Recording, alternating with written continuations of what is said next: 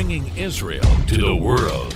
This is IBN News. With news of Israel, I'm Susan Michaels. Blue and White Chairman Benny Gantz this week sent a letter to Attorney General Avichai Mandelblit asking him to examine Benjamin Netanyahu's competence as Prime Minister over his refusal to appoint a permanent justice minister. That position is currently being filled by Gantz after Avi Nissenkorn resigned 2 months ago, although Gantz's post as acting justice minister is ending.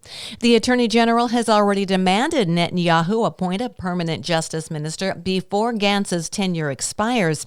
According to Gantz, Netanyahu's failure to do so is rooted in his wish to sabotage the legal proceedings in his corruption trial.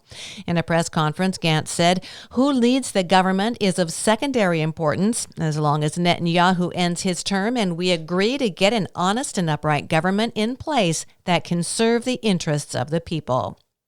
Prime Minister Benjamin Netanyahu called on Naftali Bennett and Gideon Sa'ar to join his coalition as he struggles to pull together enough Knesset seats to form a government following elections on March 23rd.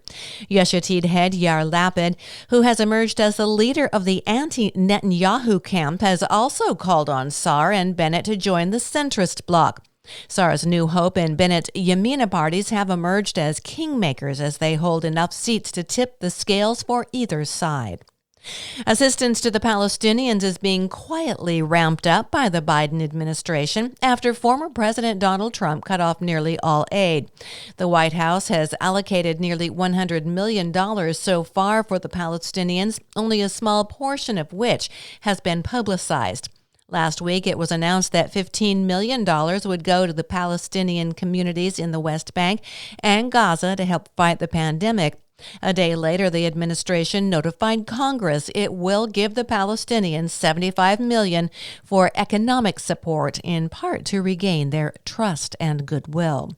And after pressure from Turkish President Recep Tayyip Erdogan to reconsider Kosovo's recent opening of an embassy in Jerusalem, Kosovo's Foreign Minister Donika Jervala said the opening of their embassy in Jerusalem is a done deal. I'm Susan Michaels. IBN, Israel Broadcast Network.